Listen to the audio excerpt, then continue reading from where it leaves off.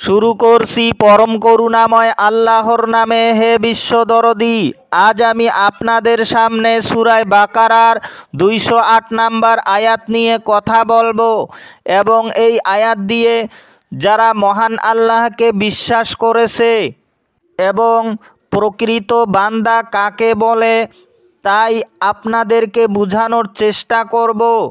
তো চলুন দরদী দেখে নেই এখানে মহান আল্লাহ বিশ্বাসীগণকে কি বললেন।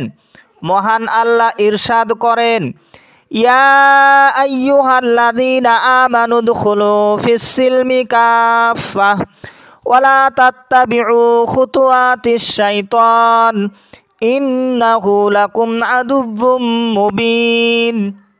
অর্থ, হে বিশ্বাসীগণ, তোমরা পরিপূর্ণভাবে ইসলামের ভিতরে প্রবেশ করো এবং শয়তানের অনুসরণ করো না। নিশ্চয় শয়তান তোমাদের প্রকাশ্য শত্রু। দেখুন, এখানে মহান আল্লাহ শুধু ঈমানদারদেরকেই বললেন, আর কাউকে না। অর্থাৎ যারা নবীর প্রতি বিশ্বাস করেছে কিংবা ঈমান আনছে অথবা নিজের জীবনের চাইতেও বেশি নবীকে আপন করে নিয়েছে তাদেরকেই শুধু এখানে মহান আল্লাহ সতর্কবাণী করে দিয়েছেন।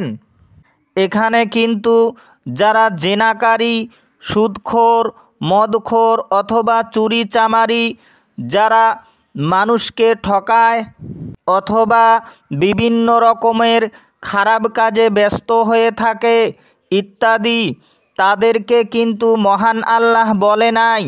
এখানে শুধু বিশ্বাসীগণকে বলা হয়েছে। অর্থাৎ যারা নবীর হাতে হাত দিয়ে বায়াত গ্রহণ করেছে অথবা নবীর অভাবে যারা নাইবে নবীর হাতে হাত দিয়ে বায়াত গ্রহণ করেছে, একমাত্র তাদেরকেই বলা হয়েছে।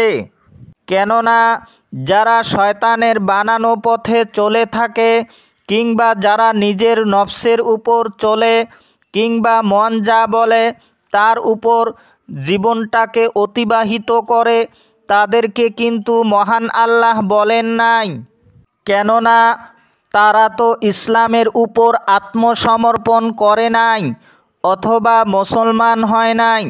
তাই যারা নবীর উত্তরাধিকারী শরীর অথবা নবীর বাহ্যিক ও ভিতরগত জ্ঞান উপলব্ধি করে নিয়েছে, তাদের কাছে যারা আত্মসমর্পণ করে নাই তাদেরকেও বলা হয় নাই।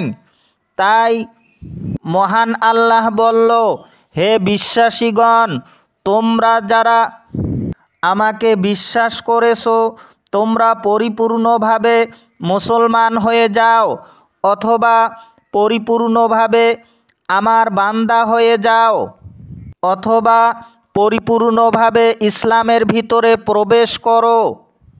তাই ইঙ্গিত দিলেন আমার মহান আল্লাহ। এবং শয়তানের অনুসরণ করো না অথবা নিজের নফসের উপর চলো না, কেননা শয়তান তোমাদের প্রকাশ্য শত্রু। তাই মহান আল্লাহ সতর্ক করে দিচ্ছেন। তাই আপনারা প্রকৃত বান্দা হয়ে যান। দেখুন, এই ব্যাপারে মহান আল্লাহ সূরা ফাজরের 29 এবং 30 নম্বর আয়াতে তাই বললেন। মহান আল্লাহ বলেন, ফাদখুলি ফি ইবাদি ওয়াদখুলি জান্নাতি।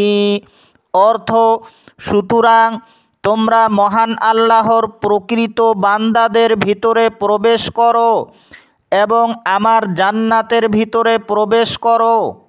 তাই হে দরদী, আপনারা যারা নবীর সত্য তরিকা গ্রহণ করে নিয়েছেন, তোমরা পরিপূর্ণভাবে মহান আল্লাহর আদেশ নিষেধকে মেনে চলুন এবং প্রকৃত বান্দায় পরিণত হয়ে যান।